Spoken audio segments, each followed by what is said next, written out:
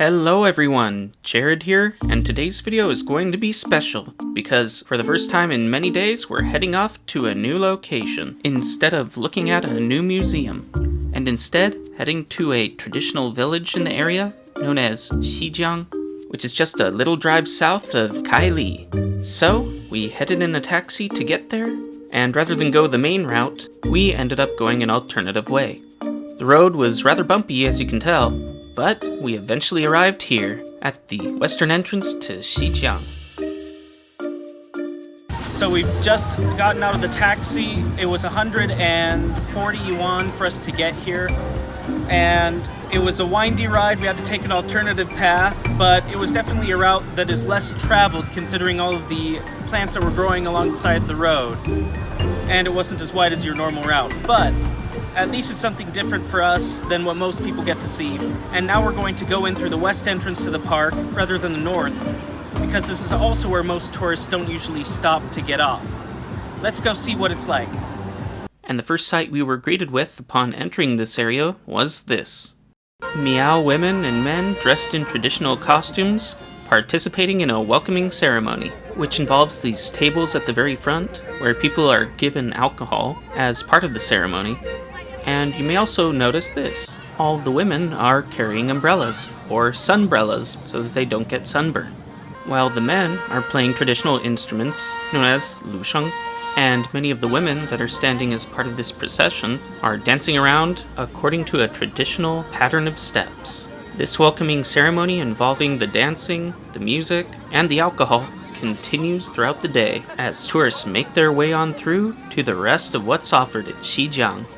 And like all those other tourists before us, we continued our way through from the ticket office and went through this mock-up old town, where we were greeted immediately with this sight.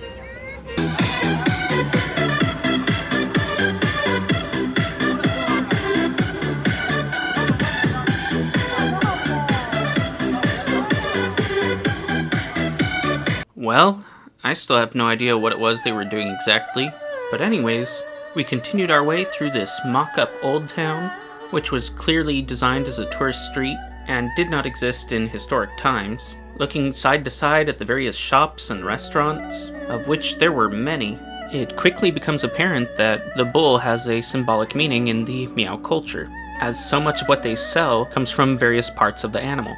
Just like most other tourist streets around China, you can buy all types of knickknacks, but what I found most interesting were these small bridges. I wonder if these have anything to do with the worshipping bridges that I mentioned in my last video in the museum. There's a lot of options around for food if you're hungry. And boy, were there. From eggs to zongzi, meaning bamboo leaves wrapped around rice, pastries, and take your choice of meat. Staples that you might recognize in the West, such as chow mein or different colors of fried rice. There's sure to be something here that you'll want to have if you haven't eaten by the time you get here. And there are plenty of places to sit down in and eat if you'd rather do that than stand outside. Just make sure that you're going to the ones where the crowds are gathered, because those are usually the best. He just got a corn pancake from the place right behind us that you see over there, and he's having it right now as his breakfast a little late, whereas I had the food at the hotel. Here he goes. The oil is hot enough that it's not all that greasy. It didn't absorb a lot, which is a miracle. It's like a barely sweet corn muffin. And since I don't like sugar all that much, pretty good. Is that worth the 5 yuan? Anytime for 70 cents. And now, having eaten, we made our way through the rest of this touristy area off to the entrance to the actual village, where this gate marked the entrance. But in order to get to the village first, we had to take a bus down to a scenic spot. The bus was packed, but at least on here we were able to get our first view of the Xijiang village. So once the bus dropped us off, we had to walk a little ways down a path, following behind crowds of other people, before eventually arriving at this place, which was supposed to be the scenic spot. So we headed off to the side and were greeted with this sight. One of the things that caught my eye right away was that, apparently, just like at the Minority Village Park back in Kunming, People who come to visit Xijiang are also given the option to dress up in traditional Miao costumes, and a lot of them will take selfies, or have others take photos for them. This made it actually a lot harder to tell who was someone that was part of the Miao minority as opposed to someone who was just a tourist wandering around, although typically you could tell by who was taking the pictures or not. I'm hiding right out of the sun inside the entrance to a silver shop while my dad is over out in the sun taking videos of the village. It's hot out, very bright. And now I understand probably why there's not many foreigners here, at least at this time of the year, during the summer, because it's really hot.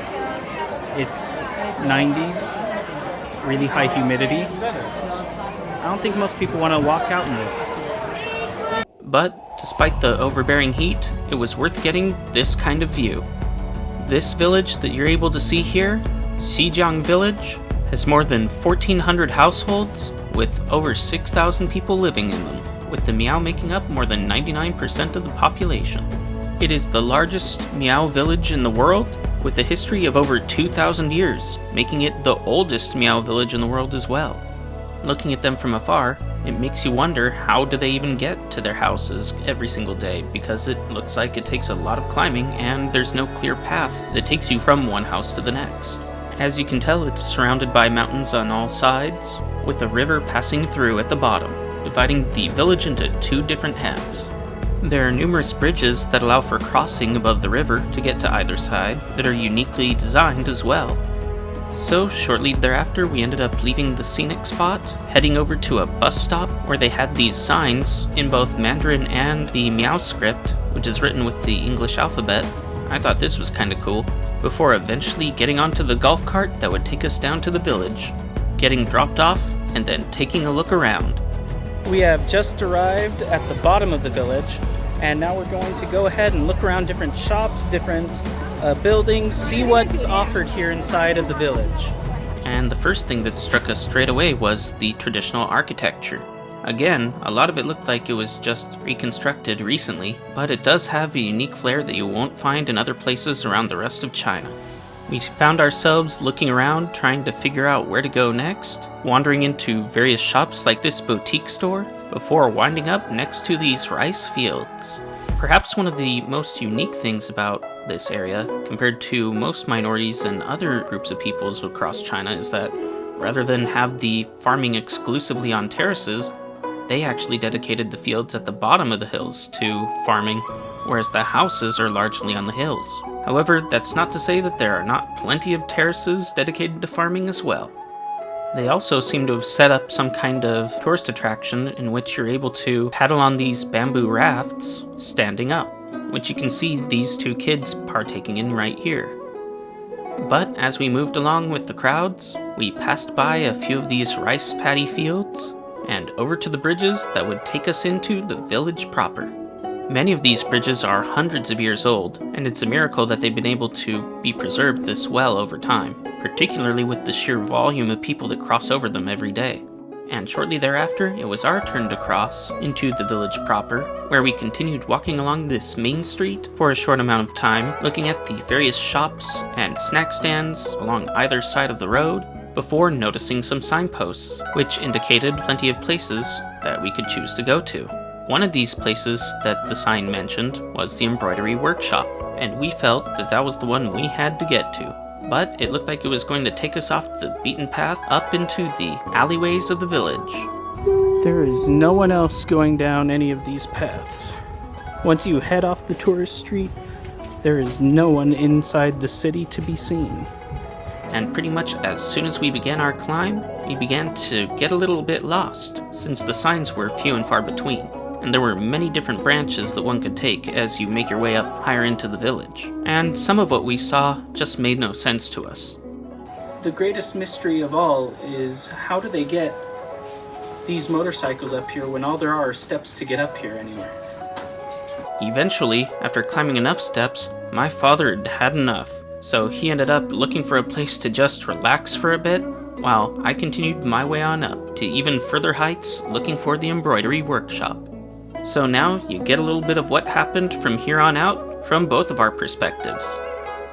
Well, it appears that in our journey to the embroidery shop, in our quest to find it, he has given up on climbing the stairs. I don't blame him.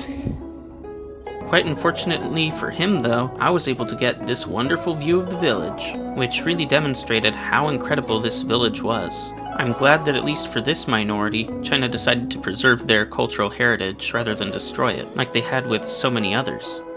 You have to do a lot of climbing around here.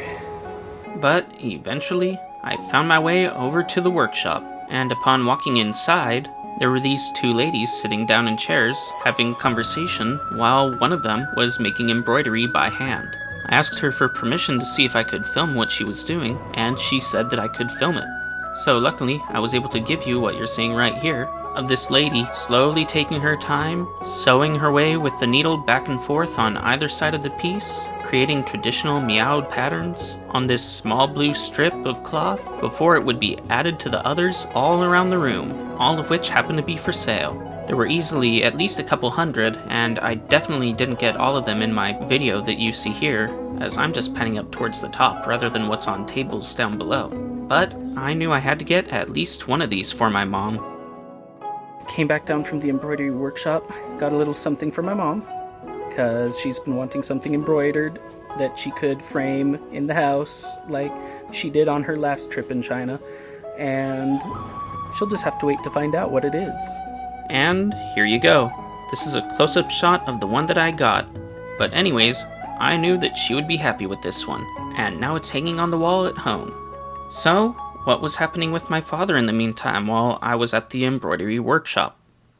The path to continue up to where Jared's going for the embroidery workshop. Somewhere up there. But I've had it. A nice drink of water would be good. Oh, look what they have right next to my stump. The official pipe. And it's dripping to the communal bucket. Yum. Have you ever driven out into the desert where there's just nothing there and all of a sudden there's one house? And you know that the person lives there has to be absolutely nuts? Well, this is kind of the same thing, but it's communal. The only thing you can say is, why? Now, I suppose if people were attacking you, this is pretty good because they die of exhaustion just trying to get to you. But short of that, why? You gotta wonder what the EMS is like over here. I have been shamed. Well, I'm taking a break on the junction of between somewhere and nowhere. Some old guy came on by. I'm glad to say his pace was like a snail, but he kept going and I'm resting. Yeah. Yep.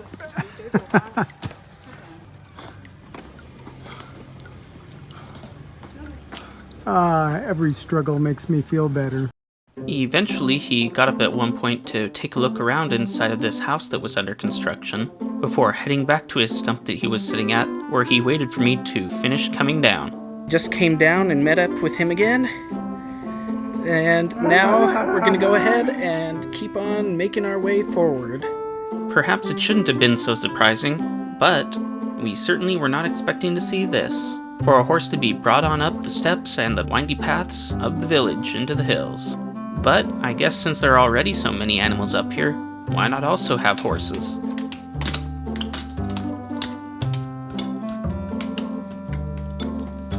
You know how I was talking about the emergency medical system, the EMS? I think we figured it out. I think so. And while we were trying to figure out our way down the village, we ended up getting a little bit confused as to which way we should go, because while one sign says head this direction, there immediately becomes a fork in the path that makes it impossible to know which one's right. we wandered among various alleyways, back and forth, heading into multiple dead ends. Well, if you do choose to come to Xijiang, just know that if you want to get lost in a village on the hillside for hours, it's quite doable. Thankfully, however, we eventually found a tourist group that we then proceeded to follow, which led us back to the main street. Here. We made it back to the main path, and there's also a lot of places to eat and drink down here. So I think it's time to have something to drink and rehydrate. And where we ended up at was this place, Chuhe Restaurant. And while we were thankful for the food, we were most thankful about having a little bit of air conditioning. Well, we just sat down in a restaurant that has fans, which is wonderful. And we're going to go ahead and have a couple of dishes. One's going to be cucumber, the other one's going to be Xijiang, which is basically just a shredded pork garlic dish, and I'll let you know how it is in a moment. So here they are, our two dishes. I have to say this was probably not my favorite Xijiang, but it was edible, and I have to say that at least it looked better than a lot of other things that were offered on the street. That's not to say, however, there weren't plenty of things that looked good here as well, like these potato pancakes. And perhaps most especially, some of these sweet snacks that they sold on the sides of the streets. The man you see here is pounding the dough, while the lady behind the table here is taking the dough and putting various ingredients on before wrapping it up, placing it inside of a plastic bag, and handing it off to the customers. There really was a lot to see in this village, and it's easy to spend all day here, getting lost amongst all the various streets, and looking into each window, making sure that you're not missing anything along the way, such as here where I'm pointing out that inside this building off to the side are a bunch of women who happen to be doing even more embroidery by hand. Apparently this area was a workshop for teaching tourists how to do some of this. Moving on from there, the further into the village center we got, the more crowded it was. And there were plenty of things going on that we had no idea what they were about, such as all these elderly individuals sitting around this long table where one lady's handing out these small wooden strips. And although we had no idea what was going on here, it was neat to learn that people dressing up in these traditional outfits wasn't just a touristy gimmick for people to take selfies in. We eventually moved on from this small section back off towards the main road, and it was here on the main road that the sheer scale of the village really begins to sink in, with a large amount of shops, some of them with silly translated names like what you see here, as well as plenty of others that are designed just for domestic consumption. And this is the town square in the middle of Xijiang. The town square is definitely the biggest open area that they have inside of the entire village. And depending on what time of the day it is when you get here, they may have a performance in the middle of it. Unfortunately for us, we ended up not getting here at one of those times. So if you are someone who's considering coming to Xijiang Village, I recommend that you make sure you're able to arrive on time to get to see one of these. It'll probably be packed around all the sides, but there are plenty of places to sit. Either way, this was a great spot to get a scenic pan of the area. And on the side where I'm shooting this video of the area, there was also a small stand that was selling drinks. So here we have a waxberry drink. Never heard of waxberry or yangmei. I'll have to try to figure out what that is a little later. But let's go ahead and see how this drink is. That is what I need right now. That's refreshing. It's nice and creamy. If you do come here, make sure you get one of these. You'll need it. After this day, we continued to look for that drink numerous times on our trip because we enjoyed it so much. But anyways, at this point, we decided that our legs had pretty much had it from walking around all day and climbing everywhere. So we started to look for our way out of the village, since it was already mid to late afternoon. Although we pretty much felt like we'd seen all that we really needed today, but I'd be happy to come back again to see more. After all, there was still quite a bit that we didn't even get to, as well as plenty of other spots that are great for taking pictures or videos. However, we were greeted with one last surprise on our way out of the village.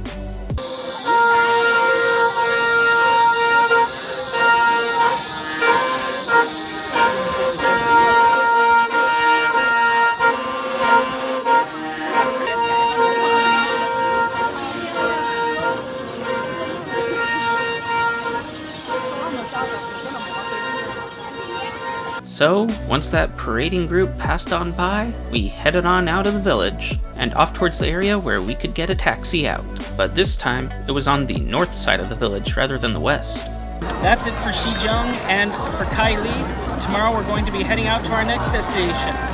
And with that, we headed off towards the taxi, and after waiting for a Didi, or basically an Uber, to pick us up, we began our ride down out of the village in the mountains, passing by all of these touristy streets and murals of the Miao culture, before driving back into Kaili City. So, I hope you enjoyed this video, and that you join us again for the next one, where we begin a long trip to this place, Xijiang Village, where we're able to see a performance put on by the Dong minority. So, I hope you come back for that. Until next time. Thank you again for watching this video. Please give it a thumbs up and subscribe to the channel if you have not already done so. Also, please share this channel with others so we can make the channel grow together as I continue to put out more videos.